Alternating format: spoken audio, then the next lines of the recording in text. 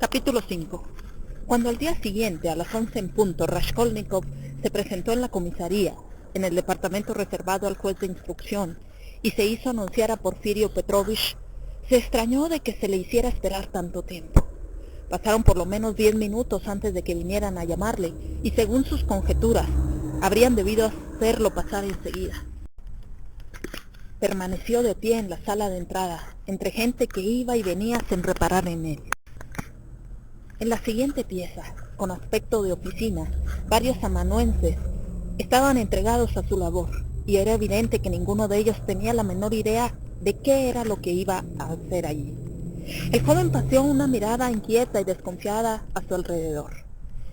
¿No habría cerca de él algún espía, algún misterioso detective encargado de observarlo y, llegado el caso, impedirle que huyera? No vio nada que confirmara sus presunciones. Los empleados trabajaban sin ocuparse de él, y las demás personas parecían no prestarle atención alguna, dejándolo en plena libertad de ir a donde se le antojara. Una idea repentina le paralizó. Adentrándose cada vez con más fuerza en su mente, si el misterioso personaje de la víspera, aquel espectro surgido de quién sabe dónde, estaba enterado de todo, lo había visto todo, ¿lo dejarían de aquella manera permitiéndole esperar con tanta calma? ¿Habrían esperado que fuera cuando lo considerara conveniente a prestar declaración? Aquel hombre no lo había denunciado aún, o simplemente nada sabía ni nada había visto. ¿Cómo pudo ver, por otra parte? En consecuencia, todo cuanto habíale ocurrido el día anterior era solo una ilusión espectral, exagerada por su mente sobreexcitada y enfermiza. Esta explicación se le ocurrió la víspera, en los momentos en que eran mayores su angustia y su desesperación. En estas reflexiones, y mientras se preparaba para sostener la nueva lucha, sintió que temblaba, y se indignó al pensar que era por miedo a comparecer ante el odioso Porfirio Petrovich. Lo más terrible era encontrarse de nuevo con aquel hombre.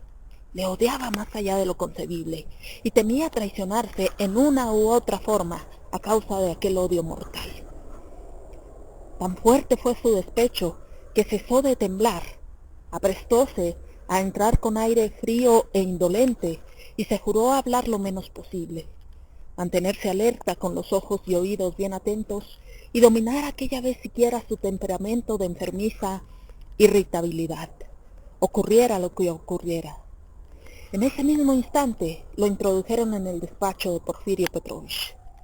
Este se hallaba solo en la habitación, un gabinete ni grande ni pequeño, con un gran escritorio frente a un diván recubierto de hule, un armario en un rincón y algunas sillas, moblaje suministrado por el Estado, de madera amarilla cuyo barniz comenzaba a resquebrajarse.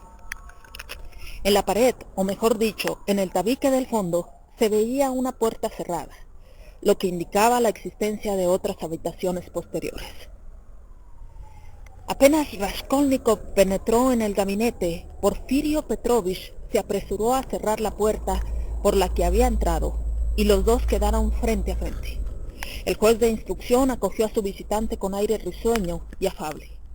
Pero al cabo de contados segundos, Raskolnikov notó, por ciertos indicios, que el magistrado experimentaba alguna contrariedad y embarazo, como si le hubieran hecho perder el hilo de sus pensamientos o lo hubieran interrumpido en mitad de una tarea absorbente. «Ah, mi estimado amigo, ya está usted aquí, en nuestros dominios», comenzó Porfirio, tendiéndole ambas manos. «Vamos, siéntese usted, compañero, pero quizá no le agrade que le llame mi estimado amigo y compañero, así, tout court. No lo considere, se lo ruego, como una familiaridad fuera de tono. Tome asiento aquí, en el diván». Raskolnikov se sentó sin apartar su vista de él. «En nuestros dominios», las excusas acerca de su familiaridad, la expresión francesa tout court, etc. Todo aquello constituía una serie de indicios característicos. Me tendió las dos manos y no me dio ninguna. Las retiró a tiempo, pensó Raskolnikov con desconfianza. Se examinaban uno a uno, pero, cuando sus miradas se encontraban, las desviaban con la rapidez del relámpago. Vine a traerle un escrito, por el asunto del reloj. Aquí lo tiene. ¿Está bien en esta forma o tendré que rehacerlo? ¿Qué? ¿Qué escrito? Ah, sí. Quede tranquilo, está bien, dijo Porfirio como si estuviera apremiado por el tiempo, y solo después de haber pronunciado estas palabras tomó el papel y lo recorrió de un vistazo. Sí, está bien. Basta con esto, agregó con la misma precipitación y colocó el papel sobre el escritorio. Al cabo de un minuto, cuando habían cambiado ya de conversación, volvió a tomar el escrito, guardándolo en uno de los cajones. Ayer me expresó usted, me parece, sus deseos de interrogarme, con las formalidades de rigor, acerca de mis relaciones con la mujer asesinada, dijo Raskolnikov. ¿Por qué habré agregado me parece? Pensó de súbito. ¡Bah! ¿Por qué inquietarme tanto por haberlo agregado? Este segundo pensamiento sucedió rápidamente al primero, con la celeridad del rayo. En ese mismo instante advirtió que solo el hecho de hallarse frente a Porfirio y a las escasas palabras y miradas que había cambiado habían bastado para desarrollar de golpe en él una desconfianza extraordinaria. Eso era peligroso. Mis nervios están sobreexcitados. Voy a traicionarme. Bien, no se altere. Tenemos tiempo, murmuró Porfirio Petrovich yendo de un lado a otro, al parecer sin un propósito determinado. De la ventana al escritorio, luego hacia los rincones, de nuevo al escritorio. En ciertos momentos evitaba las recelosas miradas de Raskolnikov, o bien se detenía bruscamente para mirarlo con extraña fijeza. Era curioso verlo, grueso y rechoncho como una pelota, rodando al parecer a una y otra parte, para rebotar muy luego en todos los muros y todos los rincones. Tenemos tiempo. ¿Fuma usted? ¿No tiene tabaco? Sírvase un cigarrillo. Lo recibo aquí, pero mis habitaciones están allí, detrás de ese tabique. El Estado me da alojamiento, pero en la actualidad vivo provisionalmente en otro lado. Era necesario efectuar algunas reparaciones, pero ahora están casi terminadas. Es una gran cosa que el Estado nos proporcione alojamiento, ¿no es cierto? ¿Qué le parece? Sí, es una gran cosa, respondió Raskolnikov mirándolo casi con aspecto burlón. Una gran cosa, repetía Porfirio Petrovich, cuya mente parecía ocupada por otros pensamientos. Sí, una gran cosa, exclamó por fin, clavando su mirada en Raskolnikov y deteniéndose a 2 pasos de él. La monótona y estúpida repetición de que un alojamiento proporcionado por el Estado era una gran cosa contrastaba demasiado por su insignificancia con la mirada seria, enigmática, que el juez fijaba en su visitante.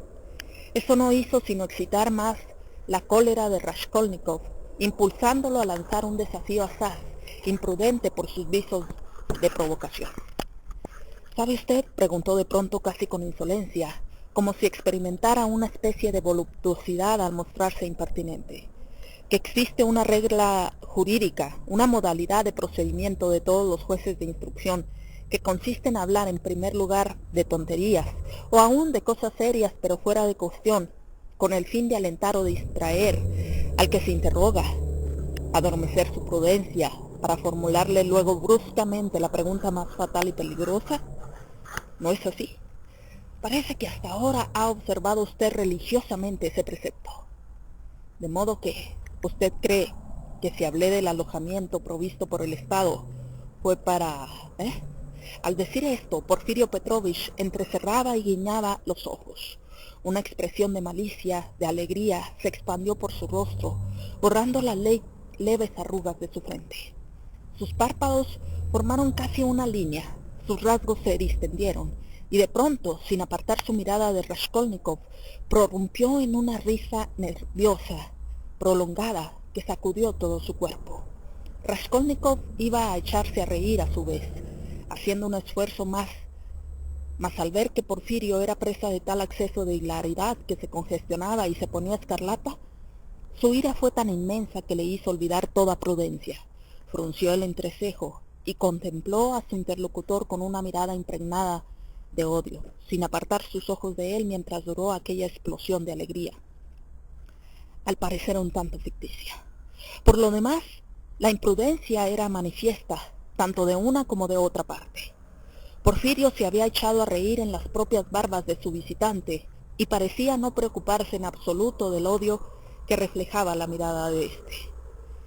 Esta última circunstancia retuvo la atención de Raskolnikov. Comprendió que su llegada no había interrumpido a Porfirio en tarea alguna y que, por lo contrario, habíase dejado atrapar en una celada tendida por su astuto interlocutor.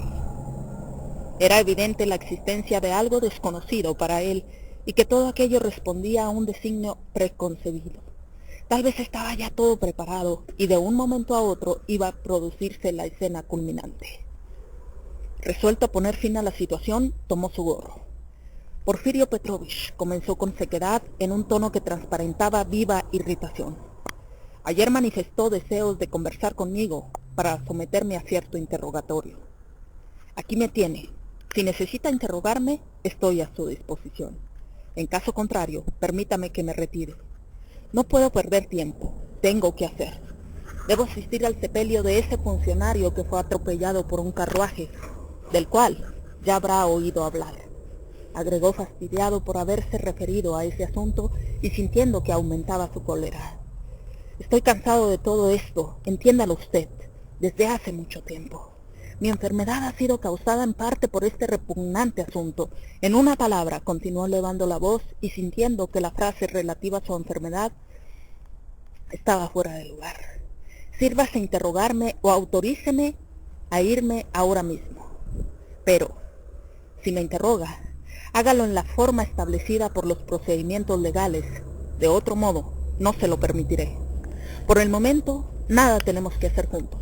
Señor, pero ¿qué le sucede? A propósito de qué voy a interrogarlo, exclamó Porfirio, cambiando de tono y de actitud y dejando de pronto de reír.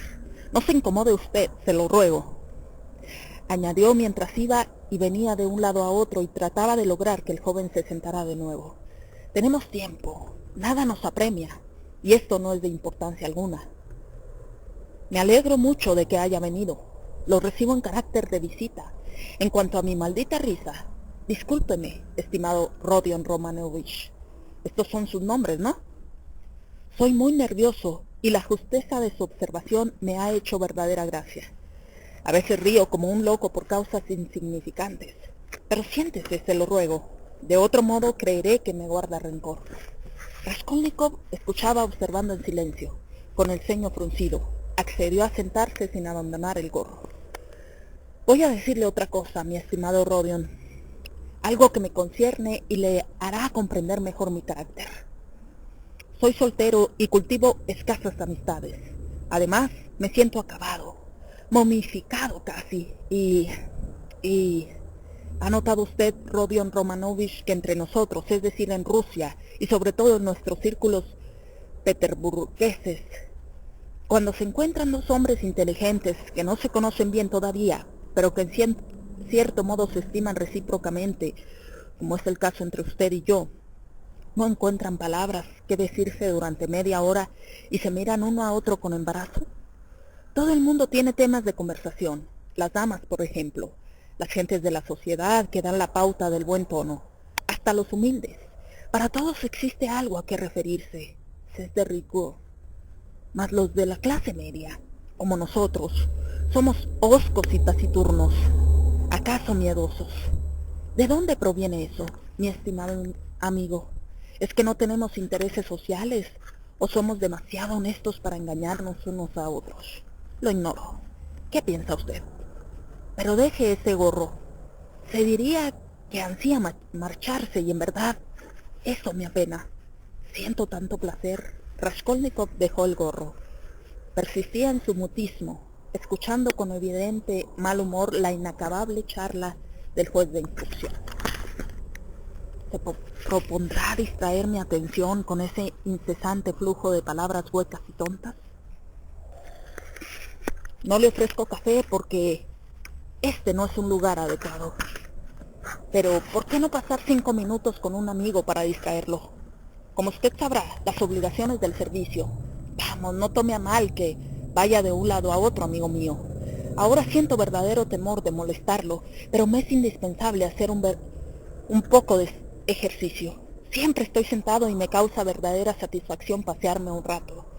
Sufro de hemorroides. Tengo el propósito de hacer un tratamiento de gimnasia.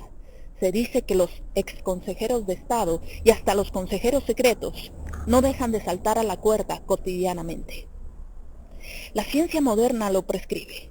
En cuanto a mis obligaciones, los interrogatorios y todas estas formalidades, usted mismo acaba de referirse a los interrogatorios.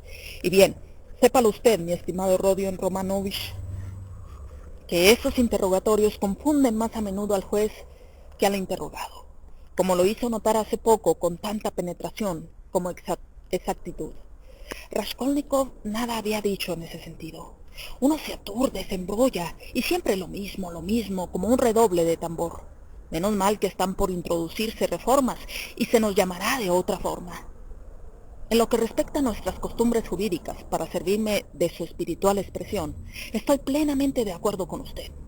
¿Cuál es el acusado, aunque se trate del campesino más torpe e ignorante, que no se imagine que se comenzará por tratar de adormecer su confianza, formulándole preguntas en un todo ajenas al verdadero asunto, para asestarle luego como un mazazo en el cráneo la pregunta que reviste capital importancia para la justicia? De modo que ha creído que al hablarle de mi alojamiento pretendía... No carece usted de ironía, pero le aseguro que no hay nada de eso, lejos de mí el pensarlo. Así, a propósito, una palabra trae la otra, una idea evoca otra idea. Recién se refirió a usted a la forma, al tema de interrogatorio. ¿Qué es la forma? En la mayoría de los casos no tiene sentido alguno. En ciertas ocasiones una conversación amistosa proporciona mejores resultados. La forma no desaparecerá jamás. ¿Pero qué es, en resumen? Un juez de instrucción no debe sentirse coartado en su acción a cada paso por la preocupación de la forma. La función del magistrado es en su género un arte libre, o algo que se aproxima a esto. Porfirio Petrovich se concedió un respiro. Hablaba sin interrupción, pronunciando frases desprovistas en absoluto de sentido, entre las cuales intercalaba vocablos enigmáticos, para volver luego a la charla insulsa y carente de objeto. Su caminata por el gabinete habíase acelerado hasta convertirse casi en una carrera. Sus gruesas extremidades inferiores se movían con suma rapidez. Conservaba la mano derecha en la espalda, mientras que con la izquierda esbozaba de continuo diversos ademanes que contrastaban en forma sorprendente con sus palabras. Raskolnikov observó que en sus idas y venidas se detuvo 2 o 3 veces cerca de la puerta posterior, como si tratara de oír algo. ¿Esperará a alguien?, pensó. Tiene usted perfecta razón, prosiguió Porfirio, mirándolo con aire de extraordinaria afabilidad, que hizo estremecer a Raskolnikov y lo puso en guardia. Reconozco que tiene toda la razón del mundo para mofarse con tanta espiritualidad de nuestras fórmulas jurídicas. Estos procedimientos, algunos de ellos bien entendido, que pasan por ser de gran profundidad psicológica, son en extremo ridículos, hasta inútiles, cuando se siguen demasiado al pie de la letra. Pero, volviendo a la forma, supongamos que tengo a mi cargo la instrucción de un asunto y que sé, o mejor dicho, creo saber, que el criminal está aquí o allá. Usted seguía la carrera de jurisprudencia, ¿no es cierto, Rodion Romanovich? Sí, estudiaba Derecho. Bien, voy a presentarle un ejemplo que acaso pueda serle de utilidad más adelante. No crea que me permito erigirme en su maestro, sobre todo teniendo en cuenta que escribe usted artículos acerca de la criminalidad. No, de ninguna manera. Someto este ejemplo a su consideración. Como decía, juzgo que este, aquel o el otro ha cometido un delito. ¿A qué conduciría a inquietarlo antes de que hubiera llegado el momento, aun cuando poseyera pruebas de su culpabilidad? A determinados individuos no vacilaría en detenerlos. A otros, que difieren de los primeros por su carácter y sus condiciones, ¿por qué no dejarlos un tiempo en libertad? Veo que no me comprende del todo. Voy a expresarme con mayor claridad. Si detengo a un presunto culpable, cuya mentalidad está por sobre el nivel común, le proporciono con este simple hecho una especie de ayuda mortal. ¿Le hace gracia, no es verdad? Sus palabras no causaban asombro de Gracia a Raskolnikov, que apretaba los dientes sin apartar su mirada llameante de los ojos de Porfirio. Y sin embargo, es así, con ciertos individuos en especial, pues los casos difieren. Esto lo enseña la práctica. Me dirá usted, ¿y las pruebas? Admitamos que haya pruebas, pero, mi estimado amigo, las pruebas en la mayoría de los casos son armas de dos filos, y yo, juez de instrucción, me considero un hombre como los demás, sujeto a errar. Por lo tanto, pretendo exponer los resultados de mi investigación con una evidencia matemática, si es permitido decirlo así, con pruebas que constituyan verdaderos axiomas, como 2 y 2 son 4, directas e incontrovertibles. Mas si hago detener al individuo antes de tiempo, aunque abrigara la seguridad de que es él, me privaría de los medios que podría llevarlo a desenmascararse por completo. ¿Cómo? Colocándolo en una posición determinada, serenándolo y tranquilizándolo desde el punto de vista psicológico. Entonces se me escapa de entre las manos y se repliega en su caparazón. Comprende que todos sus esfuerzos deben concentrarse en una defensa adecuada. Se dice que en Sebastopol, inmediatamente después del asunto del alma, las personas cultas e inteligentes experimentaron al principio grandes temores de que el enemigo atacara enseguida y se apoderara de la ciudad. Mas cuando vieron que el enemigo prefería un sitio en regla y comenzaba a cavar trincheras, se tranquilizaron y se regocijaron. Eso significa que era cuestión de un par de meses. ¿Se ríe aún? ¿No me cree? Es cierto, esto le da la razón. Pero se trata de casos particulares. Estoy de acuerdo con usted, y ese es en verdad un caso particular.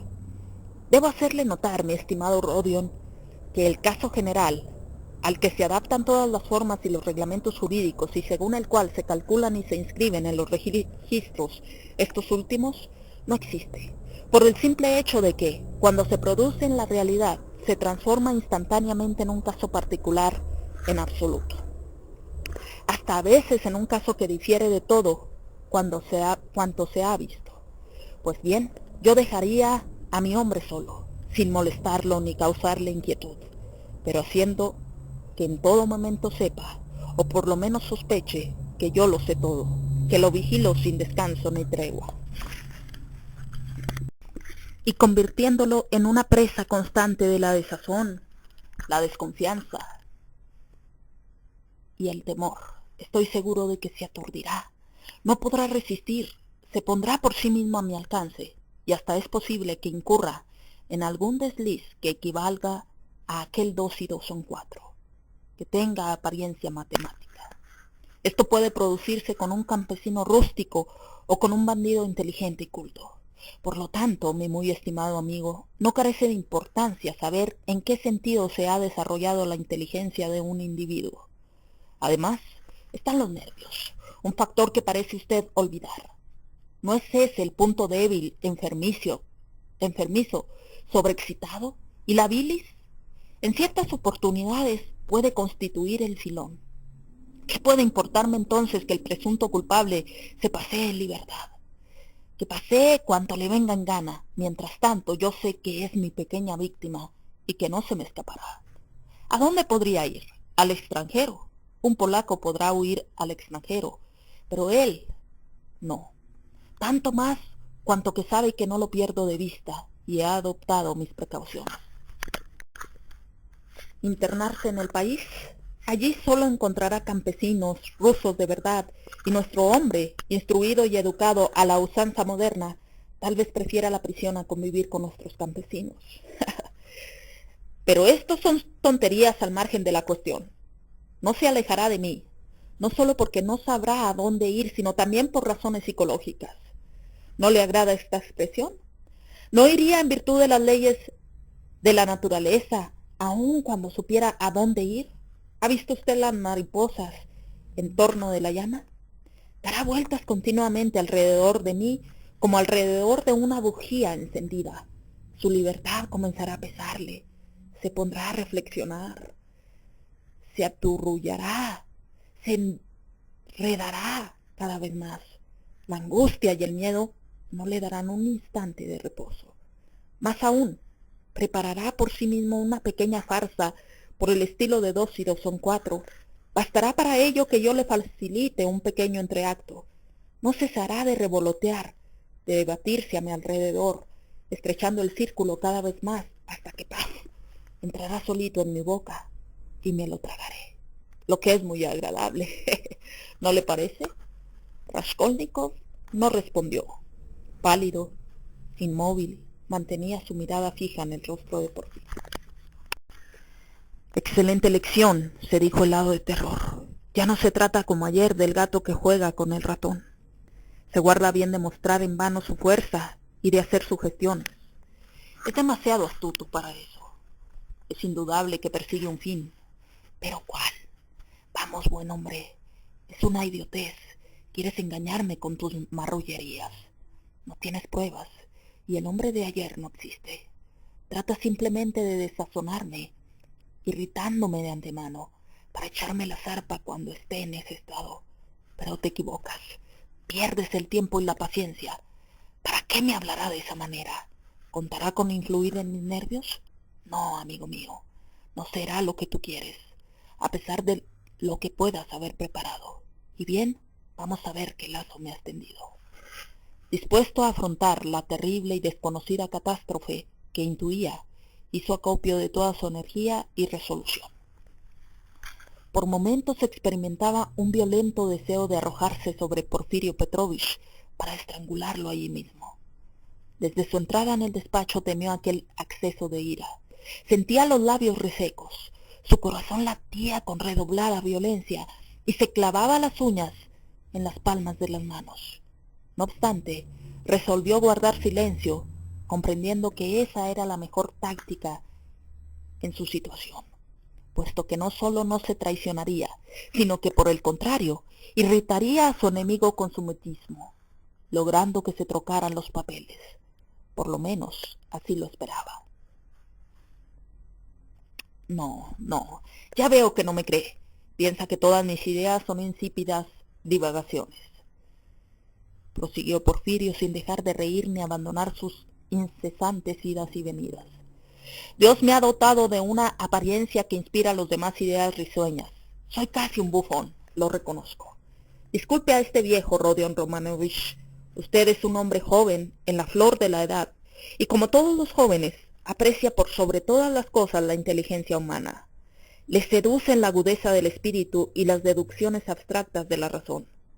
Eso es punto por punto como el antiguo Hofkriegsrat austriaco. Por ejemplo, si me permite juzgar acerca de cuestiones militares, en los planos y proyectos eran ellos los que aplastaban a Napoleón y lo hacían prisionero. En sus gabinetes establecían y proseguían sus cálculos de la manera más útil. Pero el general Max se rindió con todo su ejército.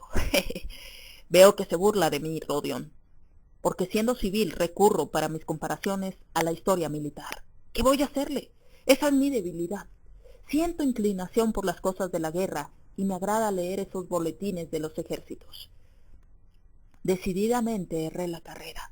Mi vocación me llevaba al ejército. Allí habría obtenido más éxito. Tal vez no llegara a la altura de Napoleón, pero estoy seguro de que hubiera sido un aceptable mayor. Ya que estoy hablando en detalle respecto de este caso particular, le diré que la realidad y la naturaleza intervienen en forma sagaz, importante, y a menudo ocurre que echan por tierra el cálculo más sagaz. Vamos, crea a este viejo, se lo digo con seriedad, Rodion. Y al hablar así, Porfirio Petrovich, de 35 años apenas, tenía todo el aspecto de un anciano. Su voz cambió y al parecer hasta se encorvaba. Soy un hombre franco. ¿Soy o no soy un hombre franco? ¿Qué le parece? Nada más evidente, creo yo. Le confío todas estas cosas sin exigir la más mínima remuneración. Bien, prosigo. La agudeza de ingenio es, en mi opinión, una brillante cualidad, un adorno de la naturaleza y un consuelo de la vida. ¿A cuántas simulaciones y engaños podrá entregarse el que la posea? Cabe preguntarse cómo se las arreglará el pobre juez de instrucción que tenga que vérselas con un hombre de esas condiciones. Mas la naturaleza acude en ayuda del juez, aunque la juventud, pagada de su ingenio e inteligencia, y que salta por sobre todos los obstáculos, como usted lo dijo, con tanto acierto como espiritualidad, no cuente con ella. Supongamos que salga del paso recurriendo a la mentira. Se trata de un individuo cualquiera, de un caso particular, incógnito, y que miente con prodigiosa astucia. Podría creerse que va a triunfar, a gozar por fin de los frutos de su ingenio, cuando de golpe, ¡paf!, se desvanece en el lugar más apropiado para dar mayor asidero al escándalo. Admitamos que exista una enfermedad, que otras veces ocurra que el ambiente sofocante de una habitación provoca un desmayo en una persona débil, pero de cualquier manera, ha suministrado un indicio. Ha llevado todo el asunto con incomparable habilidad, pero no ha contado con la naturaleza.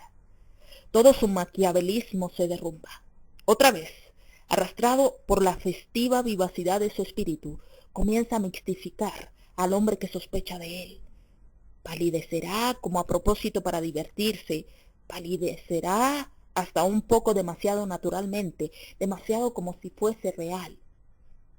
Y ha suministrado otro indicio. No importa que haya logrado salir airoso una primera vez. Por la noche se preguntará angustiado si no ha cometido algún error. Y así a cada paso. ¿Qué digo? Él mismo se encargará de adelantarse a los acontecimientos. Comenzará a mezclarse en lo que no le incumbe, a charlar sin reparo acerca de lo que haría mejor en callar. Se aventura a formular hipótesis. Se pregunta por qué razón no lo han detenido todavía. Esto les ocurre hasta a los más sagaces, a los psicólogos y a los hombres de letras. La naturaleza es un espejo, el más límpido y el más fiel. No hay más que mirarla y admirarla. Pero, ¿por qué está tan pálido Rodion Romanovich? Tal vez el ambiente de esta habitación sea demasiado sofocante. ¿Quiere que abra la ventana? Oh, no se moleste, se lo ruego, exclamó Raskolnikov, y de repente se echó a reír. No se incomode por mí. Porfirio se sentó junto a él. Aguardó unos instantes y luego comenzó a reír a su vez. Raskolnikov se levantó del diván, interrumpiendo de golpe su exteriorización de alegría. Porfirio Petrovich, dijo en voz alta y distinta, aunque apenas pudiera sostenerse sobre sus piernas temblorosas. Veo por fin con claridad que abriga la sospecha de que yo soy el asesino de esa vieja y de su hermana Isabel. Debo decirle que me siento aburrido y cansado de todo esto. Si le parece que tiene derecho a perseguirme legalmente, hágalo. Si quiere detenerme, deténgame. Pero no voy a permitir que se burle de mí con el mayor descaro o que pretenda hacerme sufrir este suplicio. Sus labios se movieron convulsivamente, sus ojos relampaguearon de furor y su voz, contenida hasta entonces, se hizo estridente. No lo toleraré, gritó, al tiempo que asestaba un violento puñetazo sobre la mesa. ¿Lo oye, Porfirio Petrovich? No lo toleraré. ¡Ah, Dios mío! ¿Qué le sucede?, dijo Porfirio Petrovich en un tono que pretendía ser de temor. Rodion Romanovich, amigo mío, ¿qué le ocurre ahora? ¡No lo toleraré! Vamos, vamos, no hable tan alto. Podrían oírlo. Venid. ¿Qué les diríamos entonces? Piense por un momento, murmuró Porfirio Petrovich, dando muestras de nerviosidad con su rostro casi pegado al de Raskolnikov. No lo toleraré. No lo toleraré, repetía en forma maquinal el joven, hablando en voz baja casi a pesar suyo.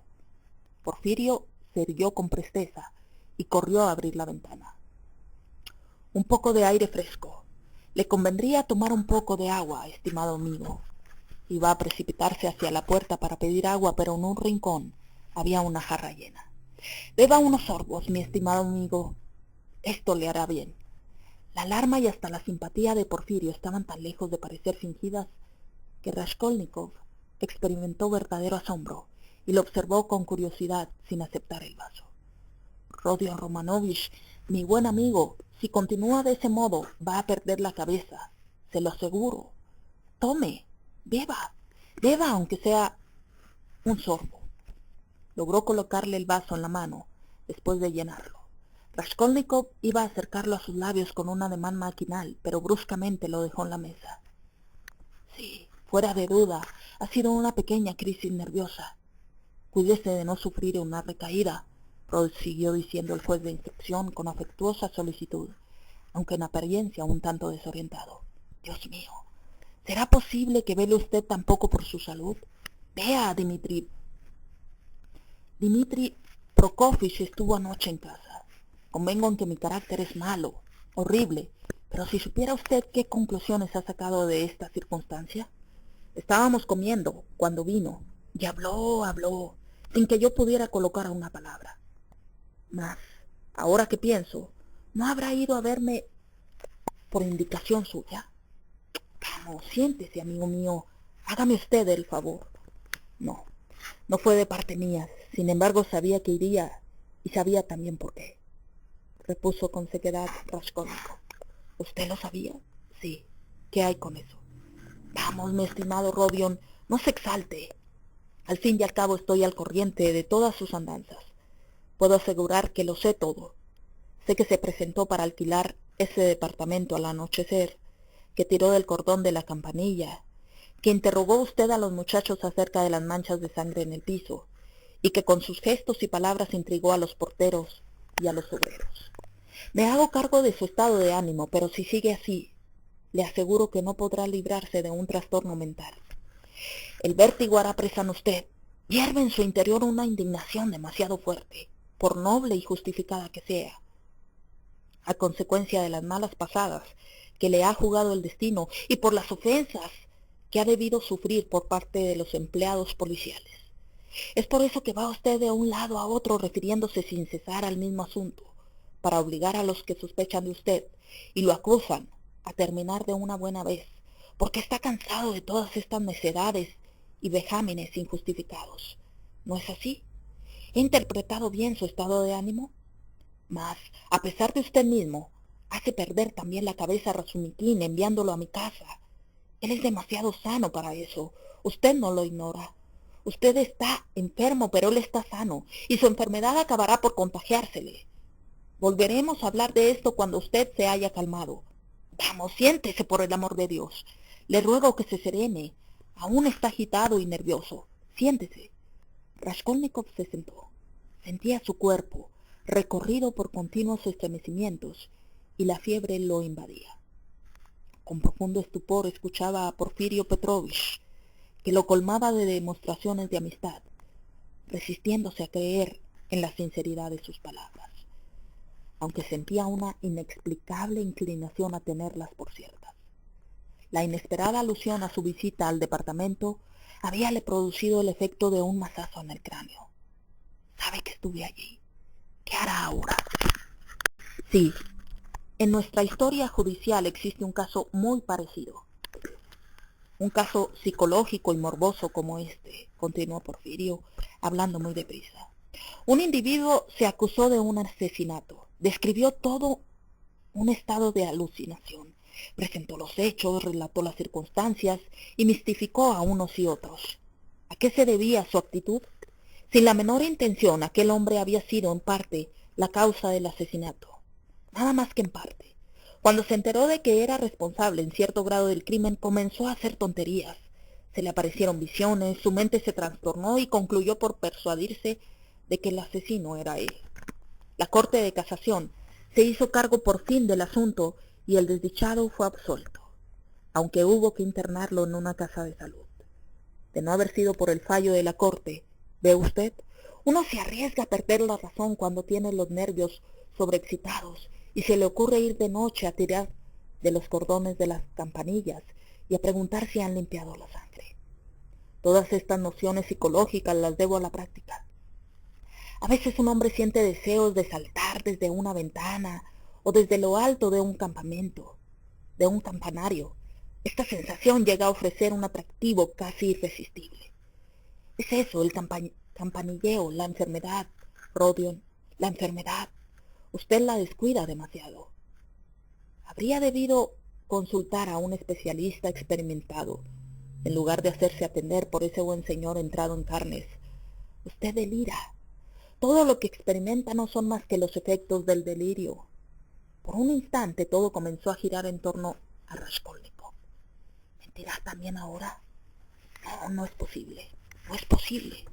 repitió mentalmente, previendo de antemano hasta dónde podrían llevarle el furor y la rabia que estaban a punto de hacerle perder la razón.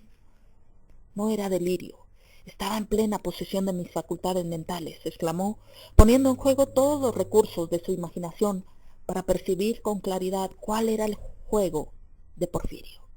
Estaba completamente lúcido. ¿Lo oye? Sí, comprendo y oigo. Ya nos dijo ayer que no deliraba. Hasta insistió sobre este punto. Es todo lo que puede decir. Lo comprendo. Pero permítame usted, mi estimado, mi buen Rodion Romanovich, si fuera usted culpable en realidad de esos asesinatos o si estuviera complicado de alguna manera en ese maldito asunto, ¿insistiría usted en afirmar que no ha obrado hasta ahora bajo la influencia de un trastorno mental cualquiera, sino por el contrario, con plena conciencia? Y usted insiste, sí, insiste con firmeza. Creo que, si por casualidad se sintiera usted culpable, le convendría insistir en que había perdido la cabeza, ¿no es exacto? En aquella pregunta se adivinaba algo capcioso y artero. Raskolnikov se recostó en el respaldar del diván, mirando con perplejidad a Porfirio, que se inclinaba hacia él. Ahora, con respecto a Razumikin, es decir, acerca de si vino a mi casa por propia iniciativa o de acuerdo con sugestiones emanadas de usted. La línea de conducta que más le hubiera convenido seguir habría sido declarar lo que hizo por su cuenta y no por instigación suya. Y usted no oculta que lo envió. Pone de manifiesto que fue a verme siguiendo instrucciones suyas. Raskolnikov no había hecho tal cosa. Las últimas palabras lo hicieron estremecer de ira y despecho. Usted no sabe más que mentir, articuló con débil y lenta voz mientras sus labios esbozaban una dolorosa sonrisa. Quiere inducirme a creer que adivina mis pensamientos y sabe de antemano cuáles serán mis respuestas. Agregó, sintiendo que no lograba coordinar sus frases como era necesario. Trata de amedrentarme y se burla de mí. Al hablar de este modo, Raskolnikov no apartaba su mirada de Porfirio. De pronto, una animosidad indescriptible hizo brillar sus pupilas con destellos de furor. Miente siempre. Le consta que el mejor subterfugio a que puede recurrir un criminal es decir la verdad en la medida de lo posible. Confesar lo que no puede ocultarse. No le creo ni una palabra. ¿Qué individuo más raro es usted?, profirió Porfirio en tono de mofa. En verdad no sabe uno por qué lado tomarlo. Esa es casi una monomanía en usted. ¿Así que no me cree? Pues bien, yo le digo que me cree, que ha creído cuanto le dije, y que haré que me crea en absoluto, porque lo estimo y deseo sinceramente su bien. Los labios de Raskolnikov comenzaron a temblar. Sí, lo estimo y lo aprecio, continuó Porfirio tomándolo del brazo un poco más arriba del codo. Y se lo digo de una vez por todas, tenga cuidado con su enfermedad. Su familia ha llegado más que nada con el propósito de cuidarlo. Piense en ella. Debería tranquilizar a su madre y a su hermana, demostrarles afecto, y no hace sino espantarlas. ¿Qué le importa eso? ¿Qué sabe usted? ¿Por qué me demuestra tanto interés? ¿Acaso ha dispuesto usted que siga mis pasos y quiere que yo esté enterado de esa circunstancia? No se ponga así, amigo mío. Usted mismo me lo ha contado todo. Todo lo sé por usted. ¿No se da cuenta que en su agitación es el primero en referirse a cuanto le concierne, tanto conmigo como con los demás? Ayer supe por boca de Razumikin una cantidad de detalles interesantes. Me ha interrumpido cuando le decía que por su desconfianza, cualquiera que sea la agudeza de su espíritu, ha dejado de contemplar las cosas desde el punto de vista lógico y natural. Vea, por ejemplo, volviéndose a la historia de la campanilla, es un hecho de suma importancia, no puede negarse, y yo no tengo el menor reparo en revelárselo. Yo, que soy el juez de instrucción, ¿no le dice nada mi actitud? Si yo sospechara de usted, ¿obraría de esta manera? De ningún modo. Hubiera comenzado por mitigar sus aprensiones, haciendo ver que nada sabía, llevándolo con prudencia a otro extremo, para asestarle luego el golpe de masa, según su expresión. Pero dígame un poco, mi estimado Rodion, ¿qué fue a hacer en el departamento de la víctima a las 10 de la noche y no lejos de las 11? ¿Por qué tiró del cordón de la campanilla? ¿Por qué esas preguntas acerca de la sangre? ¿Por qué trató a continuación de intrigar a los porteros? ¿Y qué se proponía al decir que lo acompañaran a la comisaría? Estas habrían sido mis preguntas si hubiera abrigado sospechas. Hubiera debido interrogarlo con las formalidades de práctica, ordenar que allanaran su domicilio y detenerlo enseguida.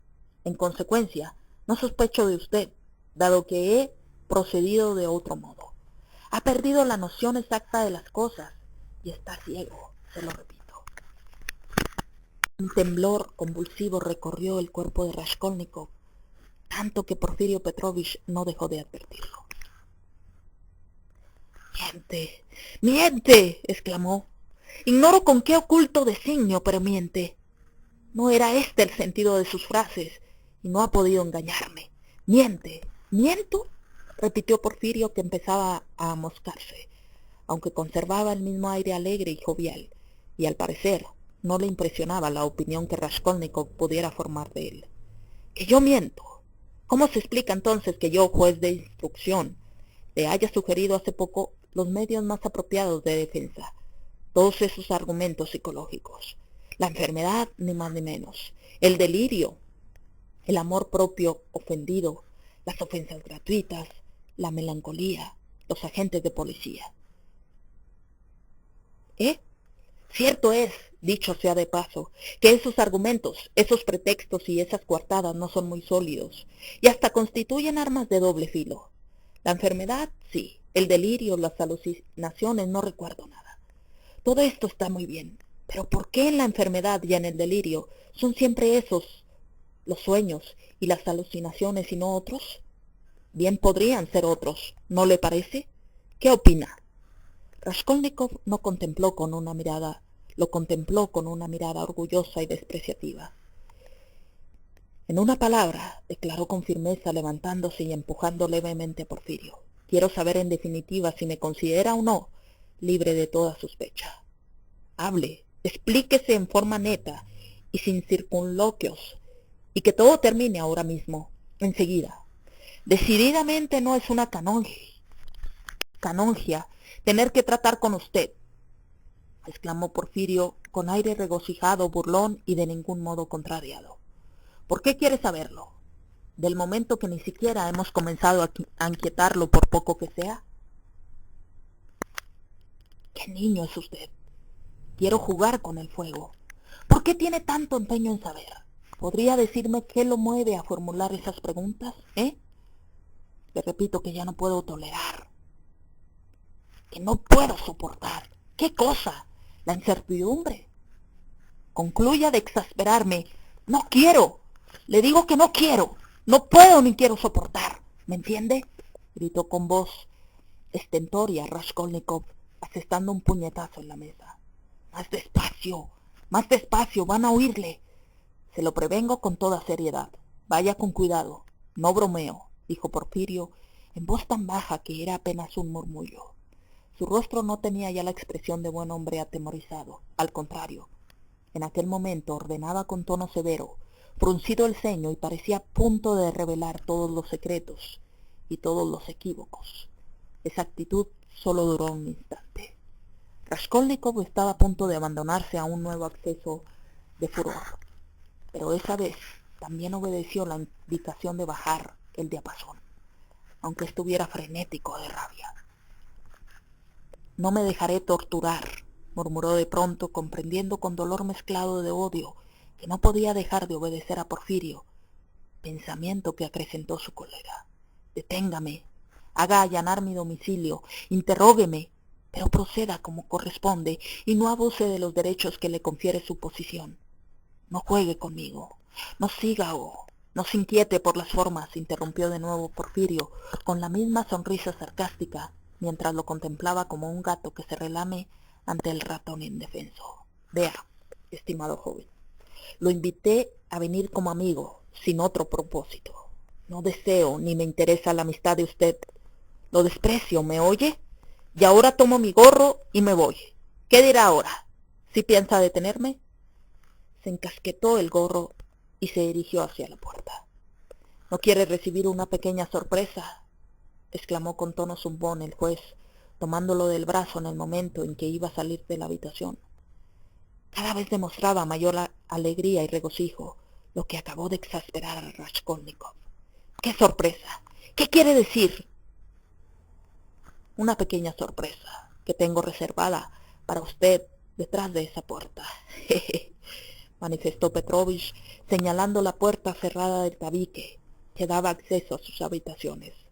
Hasta cerré con llave por temor de que pudiera escaparse. ¿Qué es? ¿Dónde? ¿Qué hay? Raskolnikov se aproximó a la puerta y pretendió abrir, pero estaba cerrada con llave. Aquí tiene la llave, dijo con suavidad Porfirio, enseñándole una que había sacado del bolsillo. No haces más que mentir, rugió Raskolnikov como enloquecido. Mientes, mientes, maldito polichinela. Y se lanzó contra Porfirio, que se batió en retirada hacia la puerta, pero sin manifestar temor alguno. Lo comprendo todo. Mientes y me acosas para que me traicione. ¿Por qué va a traicionarse, mi estimado Rodion Romanovich? Demasiado se traiciona con su exasperación. No grite o llamo a mi gente. ¡Mientes! Con seguridad que no hay nada. Llama a tu gente. Sabías que estaba enfermo y has querido sobreexcitarme, llevarme hasta el último extremo para que me vendiera. Ese era tu fin. Muestra tus pruebas. No las tienes. Solo posees conjeturas infectas y miserables que te han sido sugeridas por Samiotov. Ahora lo comprendo todo. Conocías mi carácter y has querido ponerme fuera de mí, enloquecerme. ¿Qué esperas? ¿Qué esperas? La llegada de tus acólitos. ¡Que vengan! No les temo. Acólitos. Vaya unas ideas, mi pobre amigo. Aunque solo fuese por las formas, no me serviría de esos procedimientos. Pero le aseguro que todo se hará de acuerdo con las normas legales, murmuró Porfirio, escuchando con atención junto a la puerta. En esos momentos se oían ciertos rumores en la habitación contigua. ¡Ah, ya vienen!, exclamó Raskolnikov. Los enviaste a buscar. Los esperabas. Habías contado. Bien. Hazlos entrar a todos. Policías, testigos, todos los que quieras. Estoy dispuesto. Estoy dispuesto. Pero entonces se produjo un extraño incidente. Algo tan imprevisto, tan fuera de lo normal, que sin duda ni Raskolnikov ni Porfirio hubieran podido imaginar parecido desenlace.